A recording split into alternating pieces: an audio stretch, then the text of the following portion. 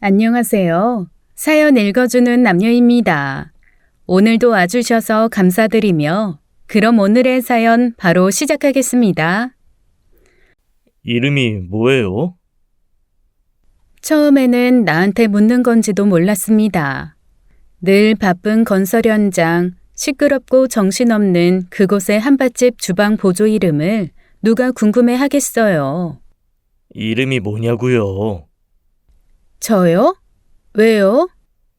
그래도 매일 조석으로 밥을 주시는데 이름은 알아야지 싶어서요. 미덕이요.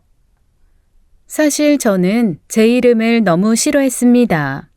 어렸을 때 내도록 미더덕이라고 놀림받는 것도 지겨웠고 주방에서 매운탕이라도 끓일라 치면 한 망태기씩 다듬어야 하는 미더덕을 볼 때마다 팔자 타령이 절로 나왔거든요. 그래서 다 기어가는 소리로 이름을 말해줬죠. 그런데 그 남자가 글쎄 이러는 겁니다. 이름이 아주 찰떡이네. 이 정도 미모면 세상에 미덕을 끼치고도 남죠. 세상에 부모도 안 해줬을 말을 해주는 남자. 우직하게 벽돌이나 만드는 멋없는 남자인 줄 알았던 그가 내 미모가 미덕이라는 말을 해주는 순간 깨달았습니다. 이 남자가 내 남편이 되겠구나 하고 말이죠. 벽돌 공장에서의 연애는 그렇게 시작되었습니다. 가난한 남자와 더 가난한 여자가 만난 연애라는 건 참 보잘것없었지만 그래도 우리는 행복했어요. 벽돌을 쌓아 만든 간이 화덕에서 그가 끓여주는 양은 냄비 라면이 잔치상보다 맛있었고 벽돌 찍는 틀을 개조해서 그가 직접 만들고 구운 도자기 반지가 금가락지보다 귀하게 느껴졌습니다. 둘 다 기댈 부모도 변변찮고 어차피 서로 좋은 거 하루라도 빨리 합치자 싶어 연애한 지 반년 만에 일단 살림부터 차렸죠. 그로부터 1년 뒤에 아들이 태어나고 4년 뒤에는 딸도 태어났습니다. 성실한 남편과 그런 남편이 그저 고마웠던 저는 아끼고 또 아끼면서 조금씩 살림을 늘려나갔어요. 고맙게도 남편은 수시로 내게 고맙다, 네 덕이다 하며 제 마음 지칠 새가 없게 해줬습니다. 내가 정말 우리 미덕이 덕분에 산다. 무슨 당신이 고생이죠. 아니야. 애들도 나 말고 당신 닮아서 다 똑똑한 것 같아. 우리 장남만 생각하면 내가 자다가도 벌떡 일어나 춤도 출 것 같아 아주. 아유, 둘째 서운해요. 공부는 지 오빠보다 좀 못해도 난 둘째가 더 대견해. 누가 둘째가 별로래? 지 오빠는 공부로 전교 1등, 우리 딸은 체육 대회마다 1등. 이래저래 난 1등 아빠야. 아주 우리 미덕이 덕분에. 아이고 진짜 이 사람이 이렇게 말로 비행기를 태우네. 진짜 비행기나 좀 태워주지. 미안해. 큰애 대학만 가면 내가 우리 미덕이 바로 비행기 태워줄게. 응? 아이고 둘째는 그럼 누가 키워준대요? 당신 맘 아니까 조금만 더 참아요. 내가 정말 초년복, 부모복, 조상복 다 없는데 마누라복, 자식복은 넘쳐. 나도 그래. 자식들도 속 한 번 안 썩이고 저렇게 알아서 잘 크고. 낳아줬다고는 하지만 방 2칸에서 아들은 아빠와 저는 딸과 자는 생활이었습니다. 그나마 애들 중학교 때까지는 단칸방이나 방 하나에 거실 안에 있는 집을 전전했죠. 그런 환경 속에서도 애들은 불평 한마디 없이 잘 커졌습니다.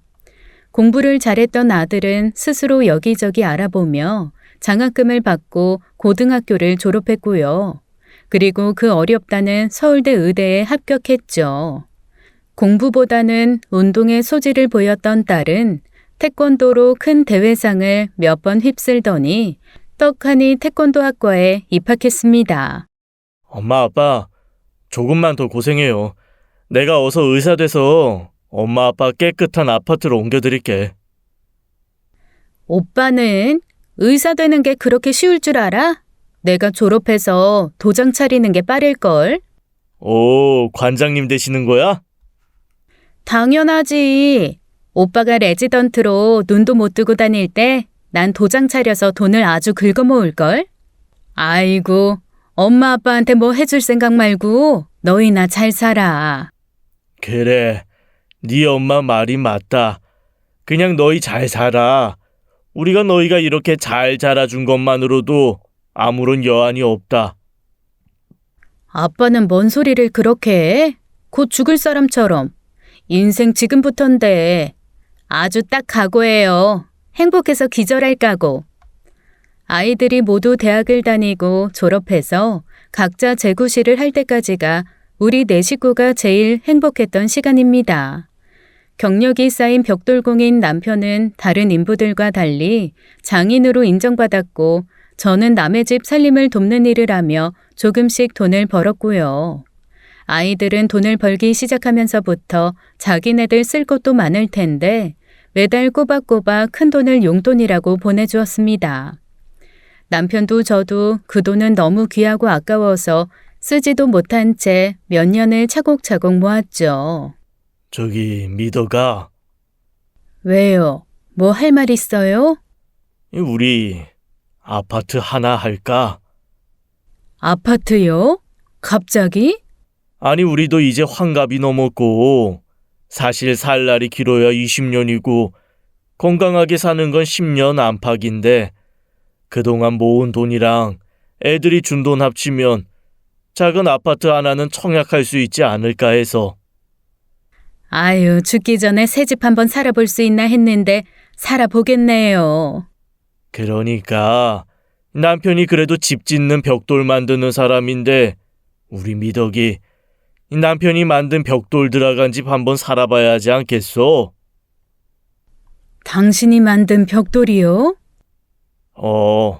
이번에 우리 공장에서 만든 벽돌 납품한 건설사가 마침 저 건너 동네 아파트 시공하는 데더라고. 안 그래도 내일 모델하우스 한번 가보려고.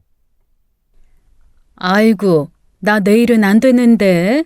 둘째가 도장애들 합동 생일 파티 한다고 와서 좀 도와달라 그랬는데. 에이 뭐 한 번만 갈 것도 아닌데 뭐.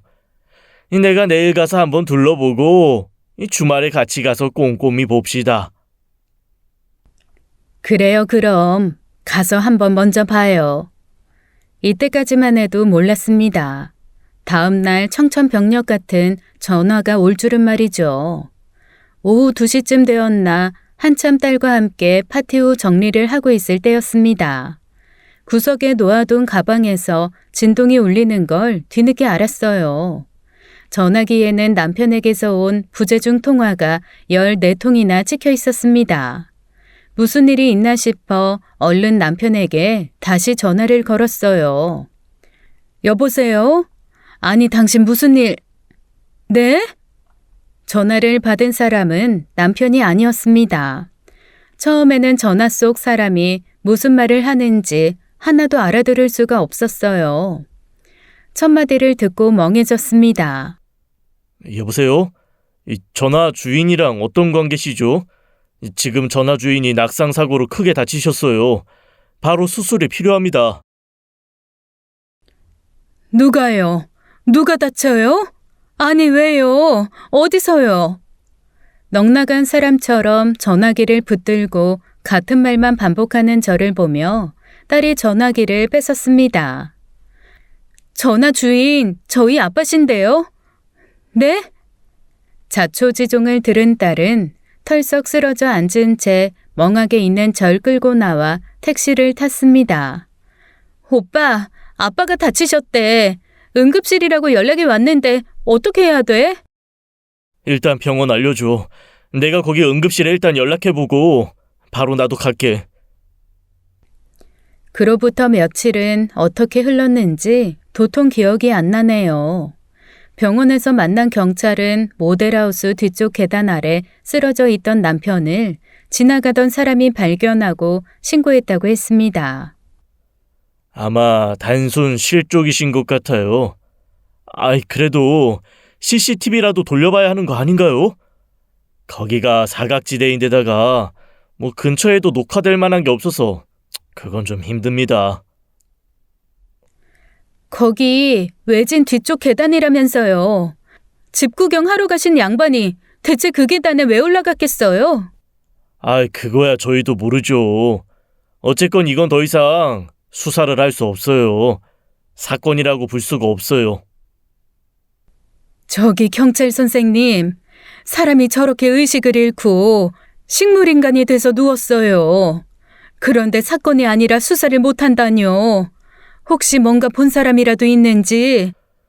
아, 아주머니. 마음은 알겠는데 이런 단순 실족 사고까지 수사할 만큼 인적 물적 자원이 없어요, 저희가. 이건 단순 사고로 처리될 거예요. 알아요. 결국 억울한 건 다친 사람인 거죠. 모델하우스 측에서도 철저하게 모르쇠로 일관하고 경찰도 수사를 종결했습니다. 식물인간이 된 남편은 생명 유지 장치를 한 채 누워있을 뿐이었고요. 아들은 자기가 일하는 병원으로 남편을 옮기자고 했습니다. 거기 네 일터야. 아빠가 거기 누워있으면 너 일하는 거 힘들어. 맞아, 오빠. 그리고 오빠 일하는 병원은 집에서 멀어서 엄마랑 내가 아빠 간병하려면 오고 가는 시간이 너무 오래 걸려. 그래도 아들이 의사인데. 아들이 의사라. 그 아들 친구들이 더 관심 갖고 잘 봐주고 있어. 그걸로 충분해. 그렇게 길고 기약 없는 간병 생활이 시작되었습니다. 아이고, 우리 남편 며칠 안 깎았더니 수염이 소복하네. 근데 수염 있는 것도 멋있는데? 여보, 우리 첫째, 당신이 생각만 해도 춤이 나온다던 우리 장남. 오늘 전문의 시험 합격 통보받았대. 그 바쁜 레지던트 하면서 꼬박꼬박 당신도 챙기느라 애 쓰러질까봐 걱정했는데 그 녀석이 해냈어요. 저는 남편이 건강할 때와 마찬가지로 끊임없이 남편 옆에서 이런저런 얘기를 했습니다. 사람이 죽기 전까지 열려있는 게 귀라지요. 아무리 의식 없이 쓰러져 있어도 이렇게 옆에서 떠들면 어쩐지 다 듣고 있을 것 같았습니다. 솔직히 이렇게 말이라도 해야 살 수 있었어요. 남편이 일을 못하니 수입은 줄었는데 병원비는 계속 늘어만 갔으니까요. 아들과 딸이 상당 부분을 보태긴 하지만 걔네들도 자기네 삶이 있는데 언제까지 쓰러진 아빠한테 미래를 저당 잡힐 순 없잖아요. 그래서 내가 알아서 하겠다 하고 주는 돈도 마다했습니다. 하지만 제가 돈이 어딨겠어요. 결국 집을 사려고 모아둔 돈을 꺼내서 쓰기 시작했죠. 여보, 미덕이 팔자에 새 집은 아니었나 봐. 새 집만 아니었어도 당신 이렇게 누워있지도 않았을 텐데. 그래도 집 하나 해보겠다고 모았던 돈이 이렇게 쓰이네. 집 때문에 모은 돈을 집 때문에 다쳐 누운 남편을 위해 쓰는 게 얼마나 속이 상하던지요. 그래도 이나마라도 쓸 수 있으니 다행이다 맘을 다독이면서도 한편으로는 이것마저 다 쓰면 그때는 어째야 하나 하는 걱정에 잠을 잘 수 없었습니다. 남편 간병을 좀 줄이고 일을 더 늘려야 하나 싶어 여기저기 알아보기 시작했죠. 그때 잘 알던 가사도우미 지인에게서 연락이 하나 왔습니다. 언니, 내가 일자리 하나 물어왔어. 사실 조건만 보면 내가 가고 싶은데 그 집에서 언니 얘기 듣더니 꼭 언니가 왔으면 좋겠다고 하더라고. 내 얘기? 엄청 부잣집인데 식구도 셋뿐이거든. 부부랑 딸. 그 위로 오빠 하나 있는데 나가 살아서 집엔 없어. 내가 남편 간병하는 성실한 언니 하나 있다고 했더니 자기네 집에서 일할 생각 없냐고 물어봐 달래. 아유 진짜 내가 다시 한번 말하지만 조건만 보면 내가 가고 싶어. 조건이 어떻길래? 지인이 말해준 조건은 거짓말이라고 생각될 정도로 좋았습니다. 일주일에 3번은 오전 9시에 가서 오후 5시까지 일하고 2번은 오후 3시에 가서 저녁 8시까지 일하는 조건이었는데 다른 곳 평균보다 거의 2배 이상이 많았으니까요. 게다가 반찬은 따로 해서 가져오는 집이 있어서 일주일에 2~3번 그 집에 가서 직접 가져와 냉장고에 넣어두기만 하면 되고 청소랑 빨래 정도만 하면 됐습니다. 거절할 이유가 없어 얼른 하겠다고 했죠. 그리고 바로 연락해서 집으로 찾아갔습니다. 일 꼼꼼하게 잘하신다고 해서 꼭 모시고 싶었어요. 잘 부탁드려요. 제 방은 잠겨 있으면 그냥 두시고 열려 있으면 청소하세요. 옷은 거의 드라이 맡기니까 세탁소만 왔다 갔다 하시면 되고요. 아, 속옷은 꼭 전용 세제로 손빨래 해주시고요. 네, 알겠습니다. 출퇴근 시간이랑 반찬 가져오는 건 들었는데 그 외에는 뭐 없을까요? 네, 없어요. 남편은 출장을 자주 다녀서 출장 다녀왔을 때나 정리할 게 좀 있고 평소에는 거의 없을 거예요. 근데 남편분이 편찮으시다고 들었는데 어디가 아프신 거예요? 아, 좀 다쳤는데 의식이 없이 계속 누워 있어요. 어떻게 다치셨길래요? 높은 데서 떨어졌어요. 아, 네. 뜬금없이 남편 얘기를 묻는 게 좀 이상했지만 그냥 내 사정을 들었으니 궁금하기도 했겠다 싶었습니다. 그리고 바로 다음 날부터 일을 시작했죠. 일은 생각보다 훨씬 편했습니다. 직접 가야 하는 줄 알았던 반찬집이며 세탁소에서도 이미 익숙한 듯 시간 맞춰 찾아오더군요. 제가 하는 건 대문 앞에서 반찬 받아 냉장고에 넣고 식사 시간이 되면 그 반찬 꺼내 식탁에 차려주는 거였어요. 빨래도 속옷이나 수건 정도나 할까 하다못해 잠옷까지도 세탁소에서 수거해 가서 싹 다림질까지 해서 오니 정말로 할 일이 없었습니다. 사모님까지 집을 비우는 날이면 그 넓은 집이 내 것인 양 그냥 앉아서 마냥 TV를 보는 날도 있었죠. 여보, 괜히 집 사려고 아등바등 안 해도 될 뻔했어. 딸내미는 새벽같이 나가서 밤에 들어오고 사모님도 이틀에 한 번꼴로 모임 있다고 나가고 그 큰 집에 글쎄 나 혼자 있는데 할 일이 없다니까. 청소기도 얼마나 좋은지 로봇 청소기 하나 거실에 풀어놓고 진공 청소기로 슬렁슬렁.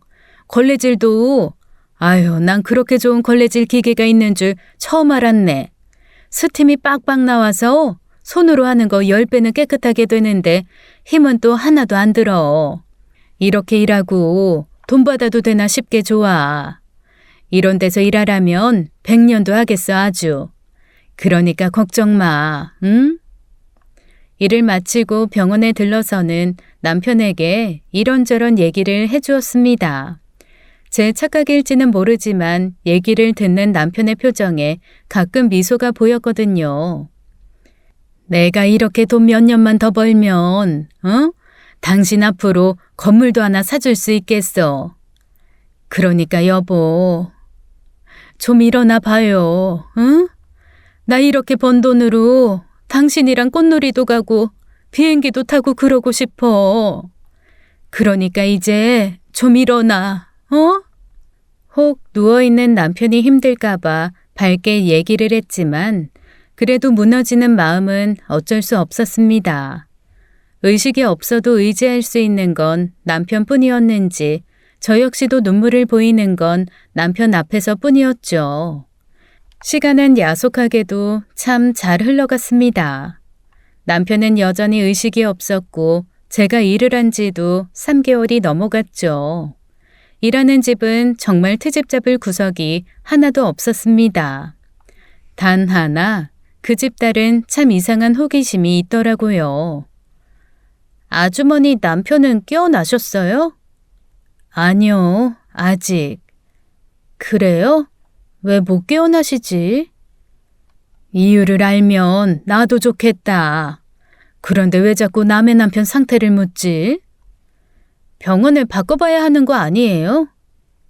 아니요, 그럴 일은 아니라서. 아니, 의사가 이상해서 잘못 판정했을 수도 있는 거잖아요. 오진이라는 것도 있는데. 제 아들도 의사예요.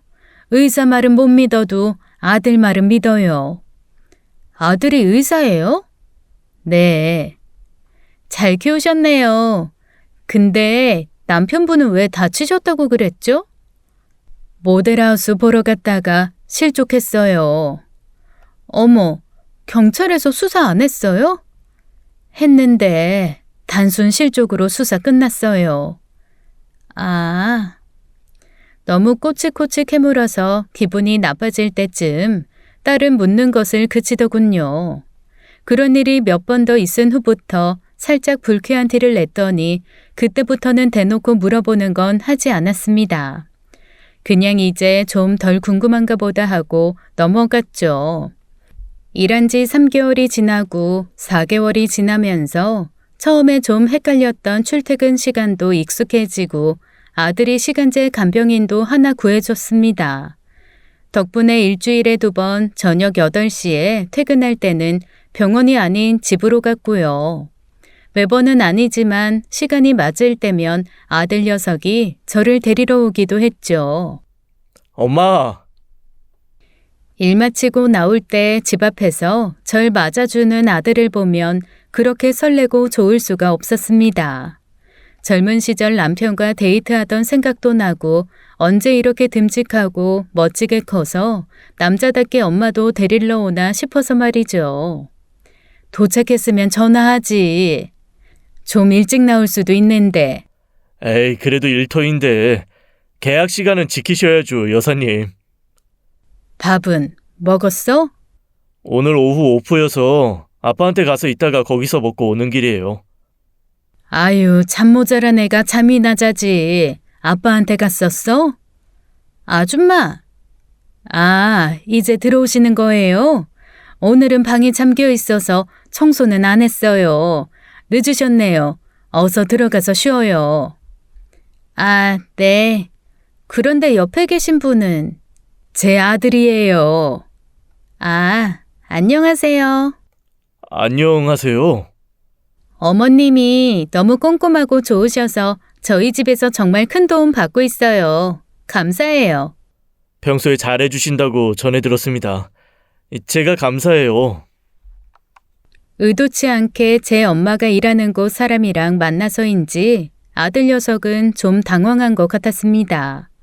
그 집 딸이 계속 빤히 훑어보는 통에 저도 좀 민망했고요. 허둥지둥 인사를 하고 아들과 함께 걷는데 이상하게 뒤에서 시선이 계속 느껴지는 겁니다. 슬쩍 돌아봤더니 글쎄 집에 안 들어가고 저희를 그 딸이 계속 보고 있더라고요. 사실 그때부터 좀 쎄한 느낌이 들기는 했지만 그걸 신경 쓸 여유가 저한테는 없었습니다. 그날 이후 아들은 저를 한 번도 데리러 오지 않았어요. 처음에는 서운한 마음도 좀 있었는데 한편으로는 이해가 됐습니다. 자기도 나름 존경받는 직업으로 잘 살고 있는데 남의 집 일하는 엄마가 마음에 불편하기도 하겠지 싶었거든요. 그리고 혼자 집에 오는 것이 힘든 것도 아니었고 말이죠. 그렇게 남편이 식물인간으로 누워 지낸 시간이 1년이 되고 2년이 지나 3년째에 접어들었을 때입니다. 감사하게도 주인집에서는 그만두라는 말도 없이 계속 제가 일을 할 수 있게 해줬어요. 명절이랑 크리스마스 때는 보너스도 주고 여름에는 휴가도 주더군요.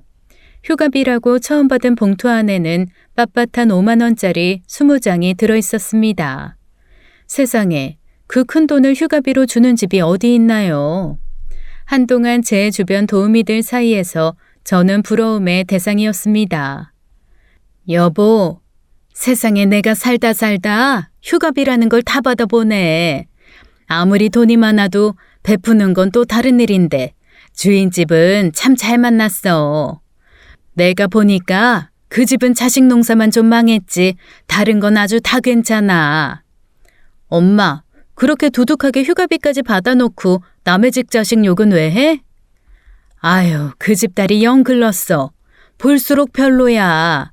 뭐 아들은 본 적 없으니 뭐라 할 말은 없지만. 내가 너무 괜찮은 딸이라 엄마가 상대적으로 다른 딸들이 다 별로인 것처럼 보이는 건 아니고? 그런 것도 있지. 으이구, 거짓 대답이라고 해도 기분은 좋네. 근데 왜? 그 집 딸이 막 갑질해? 처음엔 좀 그런 것도 있었는데 요즘엔 그건 아니고 오히려 처음보다 엄청 예의 차리는데 뭐랄까 그냥 기본이 안 되네야. 예를 들면 왜 그런 거 있잖니. 아, 저 사람은 기본적으로 남 하대하는 게 몸에 배었구나. 그냥 타고난 게 이기적이구나 하는 거. 부잣집 막내라 그런 거 아니야? 나도 그렇게 태어났으면 아주 천상천하 유아독존 내 밑으로 다 깔어 하고 살았을 것 같은데? 그런가? 여튼 어느 집에 시집 갈지 아주 그 집 시어머니는 며느리 복은 글렀어. 아이고, 남의 시어머니 걱정하지 말고 엄마나 걱정해. 오빠 요즘 누구 만나는 사람 있는 눈치야. 네 오빠가? 누구? 모르지 나야. 그 인간이 어디 살가워? 슬그머니 물어볼래 치면 시끄러 신경 꺼 그러는데. 그러게 네 오빠 슬슬 장가갈 나이가 되긴 했는데 그나저나 아빠가 계속 이렇게 누워 계셔서 사돈 될 집 볼 면목이 없다. 아니 엄마는 무슨 그런 어이없는 말을 해. 아빠가 이렇게 누워있고 싶어서 누워 계셔? 엄마까지 그러면 안 되지. 속상해서 그러지. 엄마만 모르는 거 아닌데 그래도 우린 그렇게 생각하면 안 돼. 아빠가 우리한테 어떤 아빠인데. 우리 딸이 엄마보다 낫네. 김병희 효자 없다던데 우리 새끼들은 날이 갈수록 더 자라고. 엄마는 그 부잣집 딸 100명 줘도 우리 아들 딸 머리카락 하나랑도 안 바꾸고 싶어. 그건 또 무슨 소리야? 얼른 바꿔야지. 100명이면 물려받을 재산도 100배인데. 너도 참. 아유, 내가 너 때문에 웃는다 진짜. 종종 나약해지는 저와 달리 뼛속까지 운동선수 기질 가득한 딸은 한결같이 씩씩했습니다. 그런 딸이 옆에 있지 않았다면 아마 벌써 약해졌을 테죠. 차도 없이 누워있는 남편도 남편이지만 나이 먹어가는 자식들 걱정도 시작될 때쯤 딸아이가 전해준 아들의 연애 소식은 저를 살짝 서운하게도 기쁘게도 했습니다. 캐물어봐야 대답 없을 게 뻔해서 먼저 말해주기를 이제나 저제나 기다렸죠. 엄마, 저 할 말 있어요. 뭔데 그렇게 안절부절이야? 저 2년 정도 사귄 여자가 있는데 결혼할까 하고요. 진짜? 어떤 여잔데? 제 질문에 아들은 잠시 머뭇거리더니 말끝을 흐렸습니다. 만나보세요. 주말에 시간 어떠세요? 아유, 며느리감 소개해준다는데 당연히 시간을 내야지. 그럼 주말에 모시러 올게요. 뭐가 그렇게 급한지 아들은 약속만 잡고 후다닥 일어나 나갔습니다.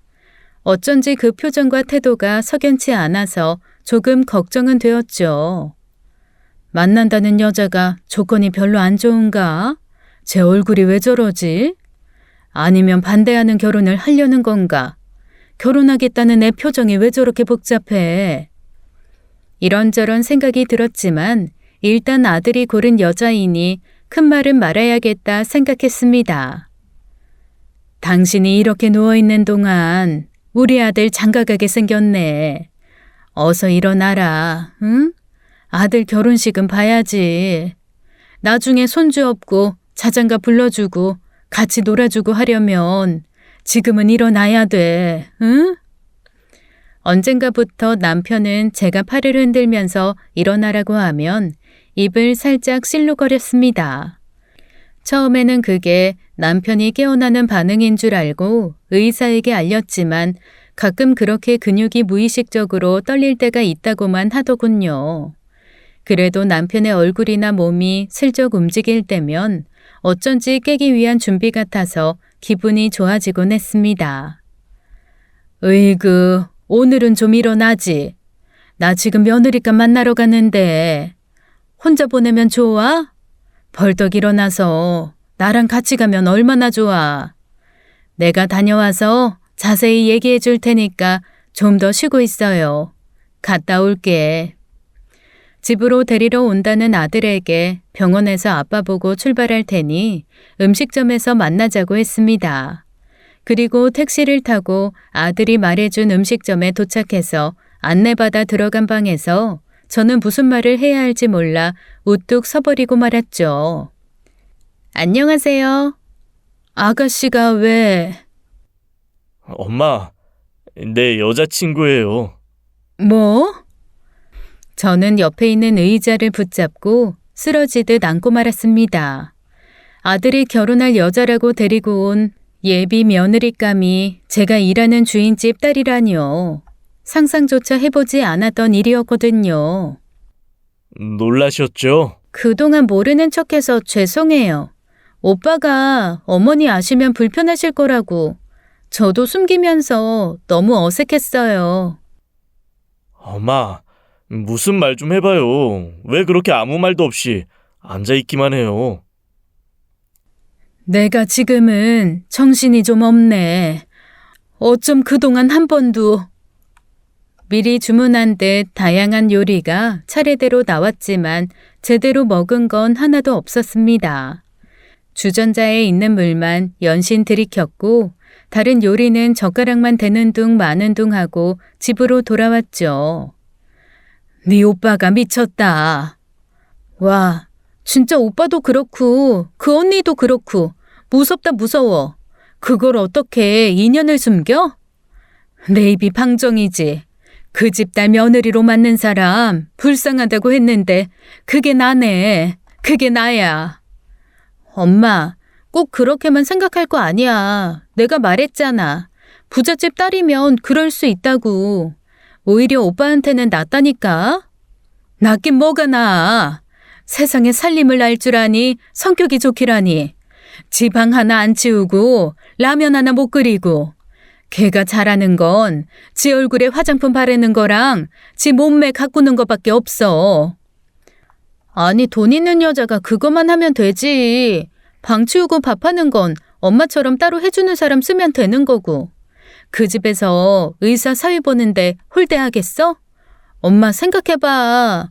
오빠 안정적으로 아빠 병원비 대려고 그 힘든 종합병원에서 몸 버려가면서 일하잖아. 결혼하고 처갓집에서 병원이라도 하나 내주면 오빠도 인생 피는 거야. 아휴, 오빠가 결혼하는 거야. 오빠한테 아내가 생기는 거지 엄마한테 며느리가 생기는 거 아니라고.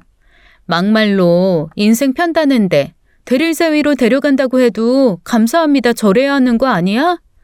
얘, 심란한데 너까지 왜 그래? 아휴, 저리로 가 좀. 머리 복잡해.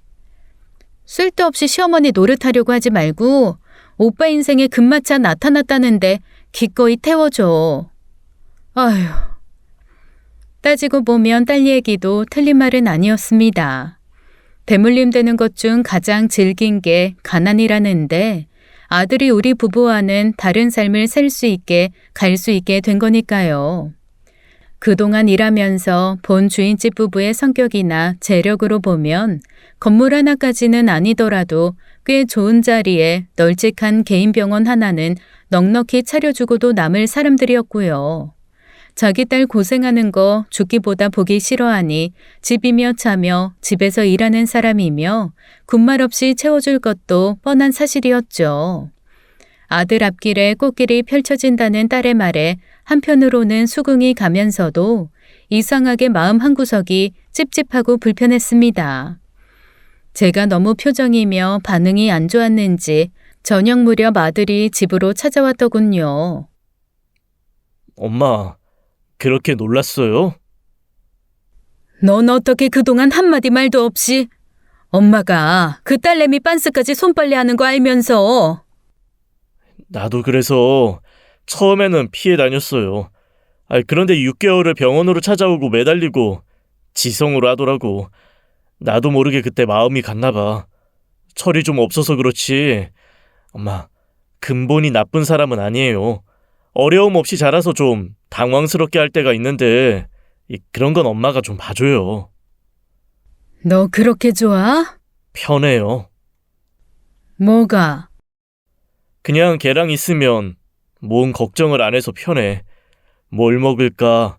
이걸 사야 하나 저걸 사야 하나? 이게 나은가 저게 나은가?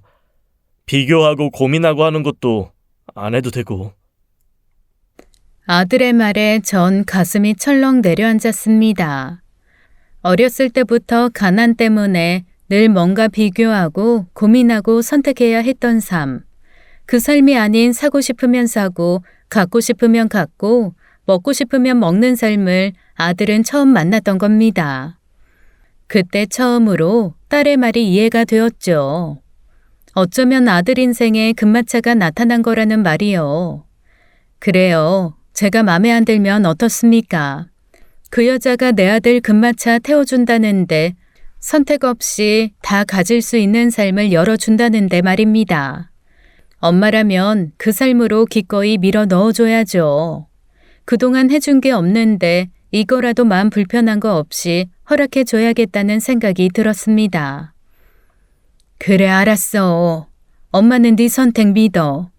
그러니까 맘 편하게 결혼 준비해. 고마워요, 엄마. 그리고 결혼 얘기 본격적으로 시작되면 그 집 일하는 거 그만둬요. 예, 공은 공이고 사는 사야. 그리고 네가 결혼하면서 내 일자리를 왜 뺐니? 그렇게 보수 주는 집이 어디 흔한 줄 알아? 네 아빠 계속 저렇게 누워 계시고 그 주머니가 그 주머니지만 그래도 네 사돈 될 집에서 내가 월급이라도 받아야 며느리 가락지라도 하나 해주지. 쓸데없는 소리 하지 마. 그리고 네 처될 사람한테도 얘기해둬. 결혼식 한 달 전까지는 나 일할 거야. 아들 결혼은 결혼이고 돈벌이는 돈벌이였습니다. 보수 좋은 일자리를 당장 잃을 수는 없어서 마음이 불편하고 자존심이 상하는 건 접어둘 수밖에 없었죠.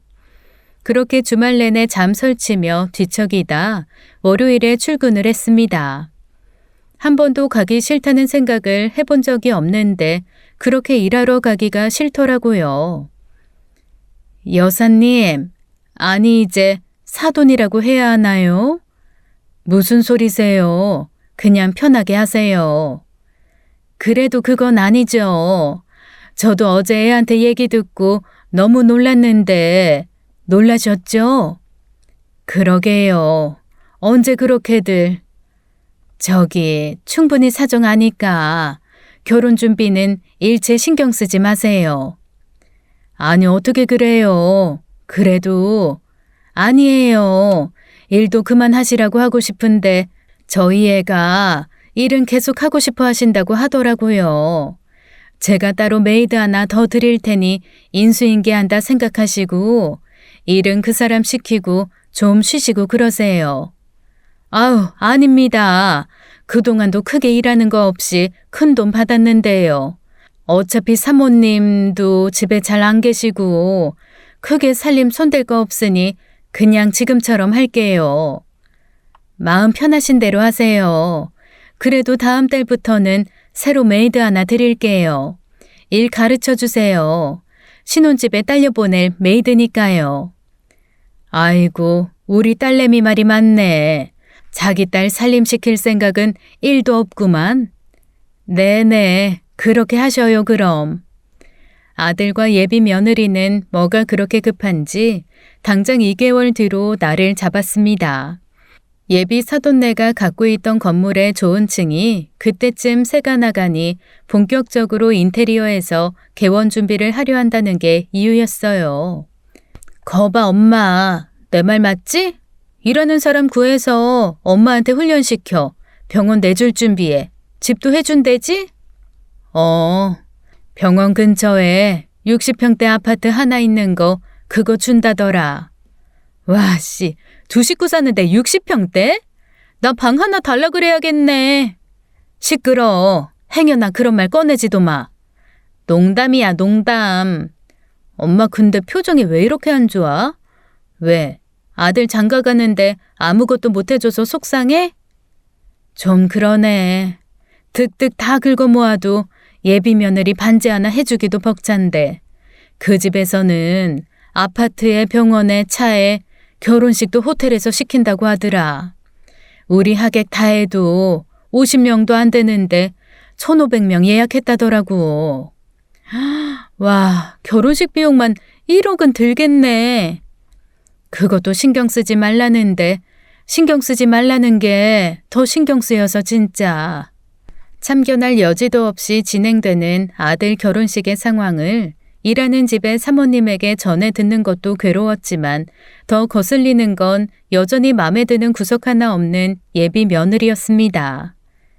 어머니, 하도 오랫동안 아주머니라고 불러서 입에 잘 안 붙지만 지금부터라도 열심히 어머니라고 할게요. 그나저나 오빠 아버지는 여전히 병원에 계신 거예요?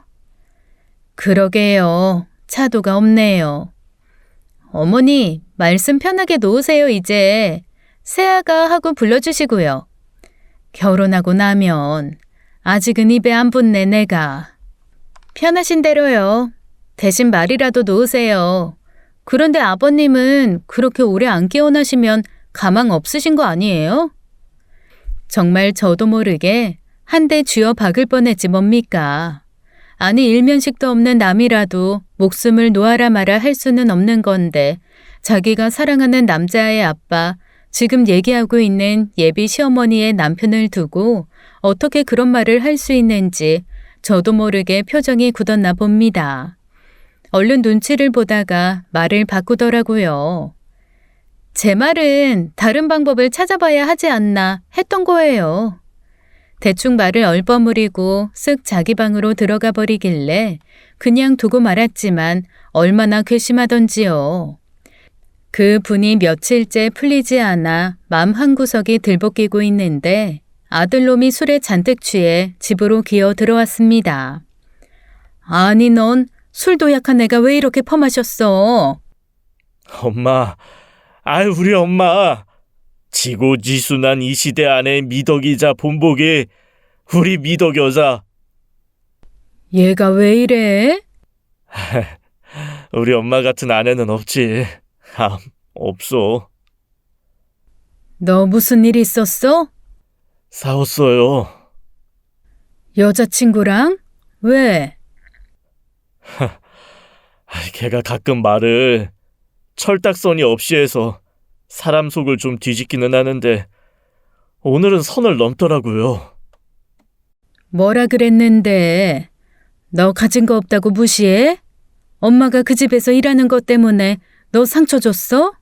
아니, 그럼 뭔데? 우리 아빠 그렇게 오래 누워 있는 거면 이제 그만 보내드리는 게 더 나은 것 아니냐고. 의사면 보낼 사람 살릴 사람 냉정하게 판단해야 하는 거 아니냐고. 술 취한 채 서럽게 중얼거린 아들은 그대로 푹 꼬꾸라져서 잠들었습니다. 그리고 전 그 말을 듣는 순간 머릿속이 하얘졌죠. 심장이 두방망이질을 쳐서 심장 뛰는 소리에 머리가 울릴 지경이었어요. 저한테 했던 말을 아들한테까지 할 줄은 몰랐거든요. 철이 없다 하더라도 이렇게까지 없을 수 있을까요?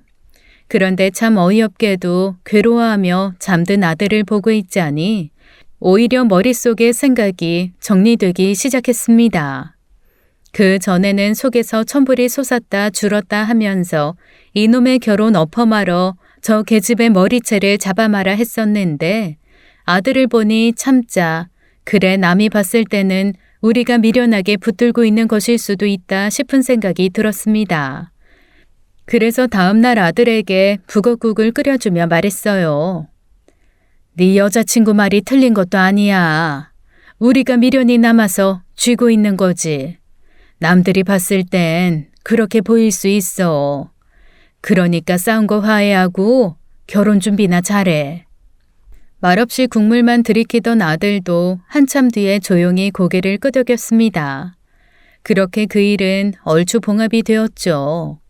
어떻게 화해했는지는 모르겠지만 아들은 다시 결혼 준비를 시작했고 예비 사도는 제게 슬그머니 돈봉투를 하나 쥐어주시더군요.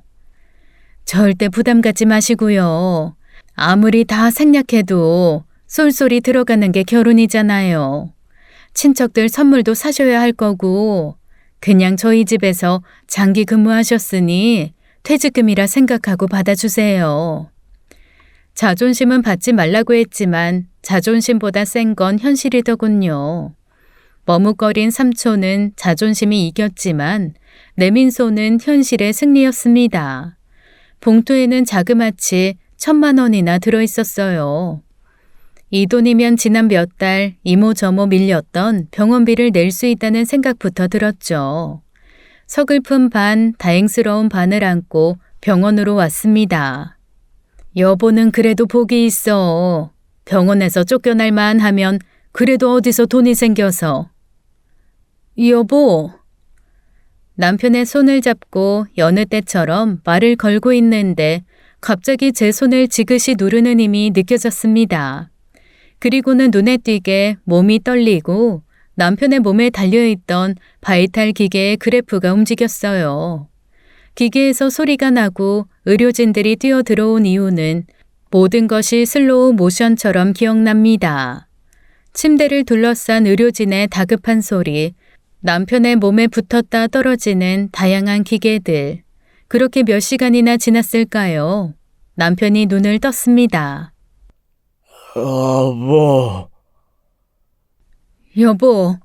여보, 나 보여? 나 누군지 알겠어? 남편은 눈물이 글썽한 눈으로 천천히 고개를 끄덕였습니다.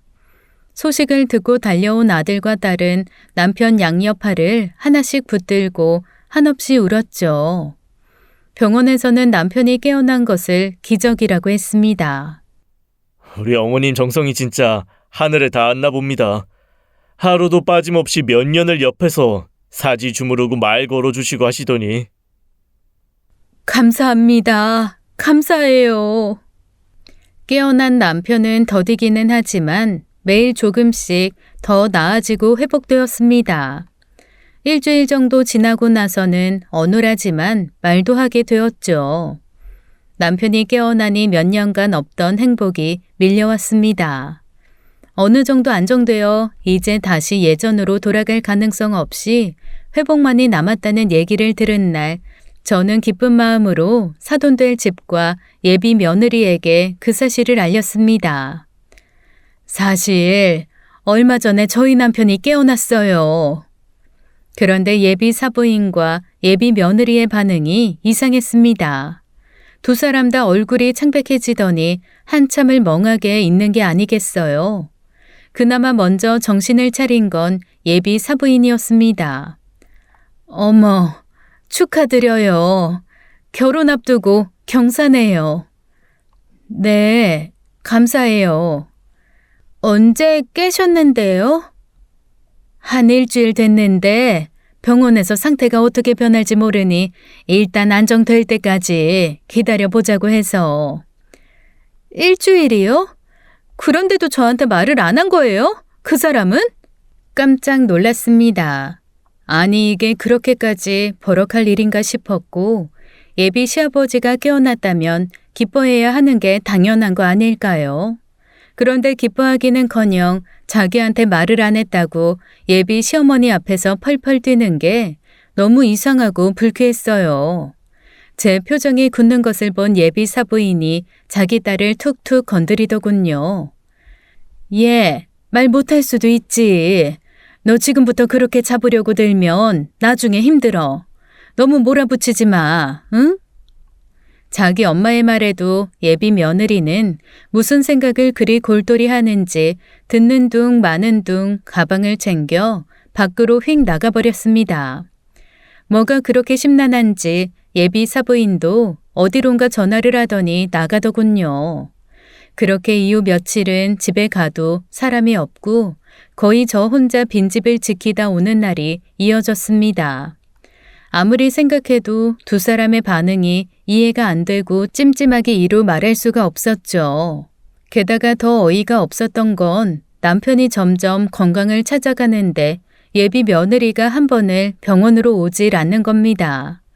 처음에는 시간이 안 맞았겠지, 더 건강해지면 가겠지 했는데 한 발 한 발 걷고 새끼 다 먹고 조금 어눌해도 말도 잘할 정도로 회복이 되었는데도 찾아오지 않는 걸 보고 전 그만 폭발하고 말았습니다. 얘, 네 처될 사람 너무한 거 아니니? 그러게. 나도 이해가 안 되네. 처음에는 좀 더 건강해지면 가겠다 하더니 이제는 병원이 무서워서 못 오겠대. 말이 돼? 의사 남편은 좋고 병원은 무서워? 안 그래도 나도 그 말 하면서 뭐라고 했더니 약속 잡더라고요. 내일 오기로 했어요. 아무리 생각해도 이해가 안 돼. 네 아빠 깬 지 보름이 다 돼가. 세상에, 생판 남인 네 아빠 공장 동료들도 그 다음 날로 다 와서 부벼 안고 갔는데. 지도 뭐 불편한 게 있나 보지. 여튼 내일 같이 올게요. 제가 더 말해봐야 내 아들 속만 벗글게 뻔해서 더 이상은 말을 안 했지만 맘 한구석에서는 괘씸함의 열불이 부글부글 솟았습니다. 내일 와서 어색하거나 딱딱하게 굴면 아주 따끔하게 혼을 한번 내야겠다고 생각했으니까요. 아니나 다를까 병원을 찾은 예비 며느리의 얼굴은 도살장 앞 소 같았습니다. 오죽하면 옆에 있던 딸이 한마디 할 정도였죠. 언니, 얼굴 좀 펴세요. 누가 보면 우리가 언니 납치해서 데려다 놓은 줄 알겠어요. 아, 네. 딸의 말에도 영 얼굴을 펴지 않던 예비 며느리가 아들과 함께 남편 앞에 섰습니다. 그때였어요. 너! 네가 왜? 발음도 정확하지 않던 사람이 세상 그보다 더 확실한 발음일 수 없게 너라고 외쳤습니다. 그리고 바로 발작을 시작했죠. 놀란 예비 며느리는 자리를 떴고 의료진들이 달려와 응급처치를 했습니다. 급한 고비를 넘기고 수액을 맞다가 눈을 뜬 남편은 황급하게 주변을 둘러보았어요. 저랑 아들 그리고 딸은 그런 남편을 보며 당황할 수밖에 없었죠. 그년, 그 살인자년 어딨어? 여보, 그게 무슨 소리예요? 살인자라니, 그게 무슨 말이야, 아빠? 그년이야. 모델하우스 계단에서 날 밀친 년이. 남편의 말에 우리 세 식구는 큰 망치로 머리를 100대쯤 두들겨 맞은 듯 멍해졌습니다. 아빠, 뭐라고요? 그날 계단에서 그년이 날 밀었다고. 그 여자가 왜 아빠를 밀어요? 아빠, 무슨 꿈 꾸신 거 아니에요? 아니면 선망이 온 걸 수도 있어요. 제가 의사 불러올게요. 나 멀쩡하다. 똑똑히 기억해. 그 여자가 날 밀었어. 밀었다고. 예, 네 아빠 아직 제정신 아닌가 보다. 드라마 이런 데서 본 적 있잖아. 꿈에서 보고 그런 거 현실로 착각하는 거. 그럴 수 있어요. 쇼크에 의한 일시적 치매가 올 수도 있고, 제가 담당 의사랑 상담해 볼게요. 하지만 남편은 완강했습니다. 애들을 보내고 얘기를 나눠보니 제가 생각했던 것보다 다른 기억력도 또렷했고요. 그래도 남편 말을 100% 믿을 수는 없었습니다. 나중에 찾아온 의사도 이렇게 몇 년간 누워있을 경우 현실과 착각을 혼동할 수 있다며 한동안 조금 정신없는 얘기를 할 수 있다고 하더군요. 그런데 제가 이상했던 건 남편이 아니라 오히려 예비 며느리였습니다. 그렇게 병실에서 사라진 후 곧장 며칠 여행을 가겠다며 집을 비우고 집에서 절 만나면 소스라치게 놀라며 피했어요. 아들에게는 결혼 후 외국 가서 살지 않겠냐고까지 했다더군요. 엄마, 아무래도 난 뭔가 있는 것 같거든? 나도 그래. 아주 기분 나쁘게 불길해. 내가 녹음기 하나 갖다 줄 테니까 그 방에 놓아둘래? 녹음기? 뭐라도 녹음되면 의문은 풀리겠지 뭐. 아휴, 이렇게까지 해야 하나 싶긴 한데 너희 아빠가 어디 평생 허튼 소리 하는 양반이니? 나도 그래서 그래. 아빠가 아니라 다른 사람이었다면 와, 간만에 정신 들어서 뭐가 혼미한 모양이네 하고 넘어갔을 거야. 찜찜한 기분을 이기지 못하고 저는 딸이 말한 대로 예비 며느리 방 침대 머리장 안쪽에 소형 녹음기를 하나 설치했습니다. 그리고 일주일 뒤에 가져와서 안에 있는 녹음 파일을 열었죠. 그 안에는 충격적인 내용이 있었어요. 예비 며느리가 자기 오빠랑 스피커폰으로 대화하는 내용이 고스란히 담겨 있었거든요. 아이씨, 진짜. 그 더러운 노인네가 살아있다고. 미치겠어, 정말. 이게 다 오빠 때문이야. 그냥 엄마 아빠가 주는 건물이나 쳐받고 말 것이지.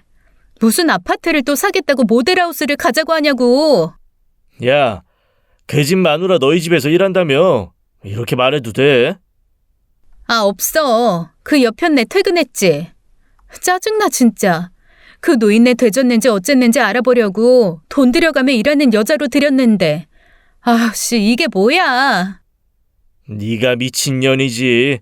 누가 그런 년 아들이랑 연애질 하래? 아, 부모야 나이 들어 돼지면 끝이고. 아들은 진짜 괜찮단 말이야. 똑똑하고 착해. 의사라서 돈 들이면 그만큼 또 뽑을 수 있고.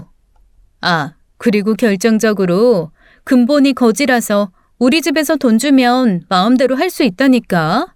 노예 근성, 뼛속까지 박힌 것들이라 배신도 안 할 거고.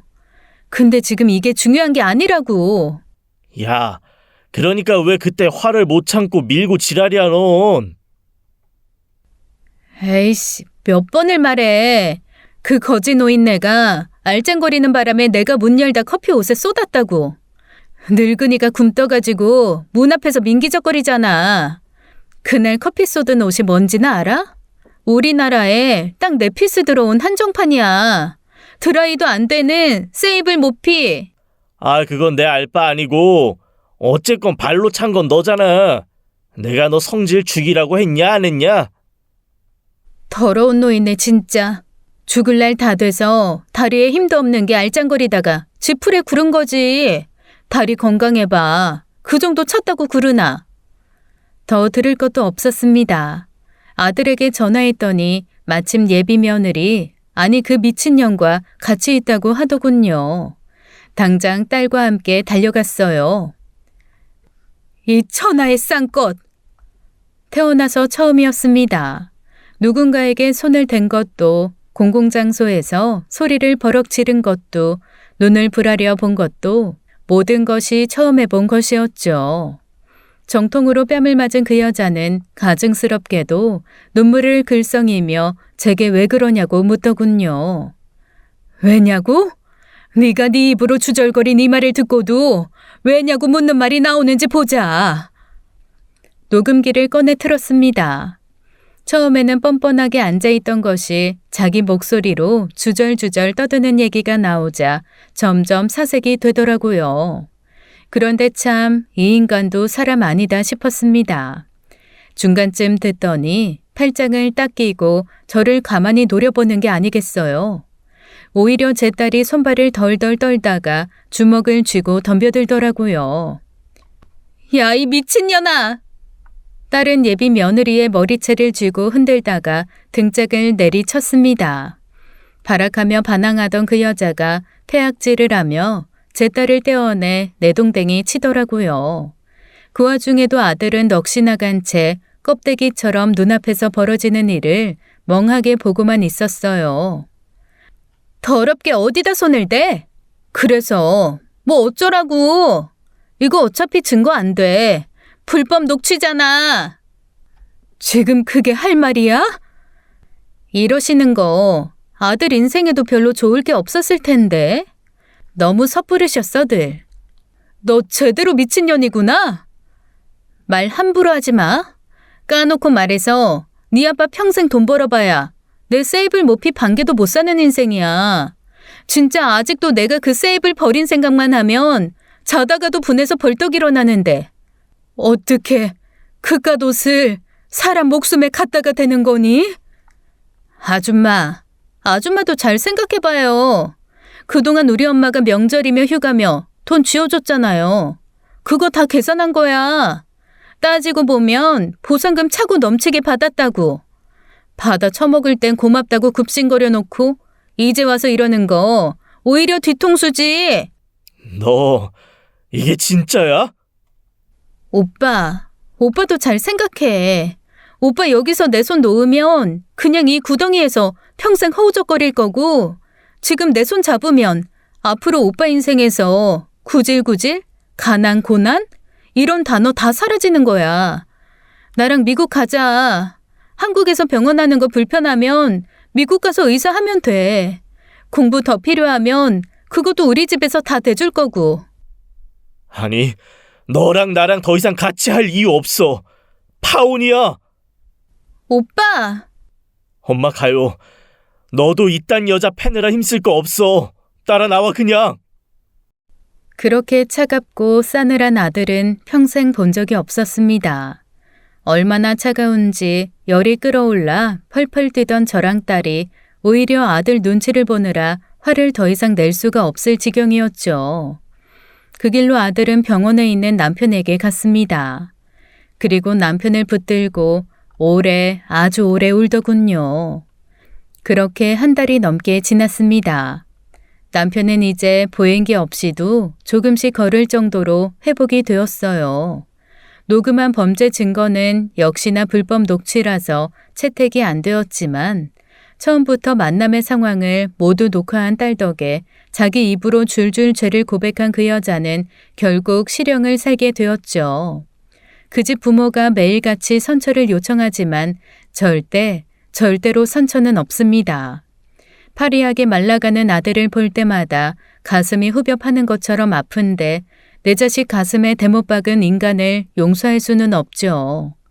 아주 그 집 식구들 피가 마를 때까지 보상금 받아내고 죗값 받게 할 겁니다. 제대로 된 복수의 미덕을 뼈저리게 느끼게끔 말입니다. 지금까지 사연 읽어주는 남녀였습니다. 끝까지 시청해주신 여러분 감사드리며 저희는 다음 사연으로 돌아올게요. 감사합니다.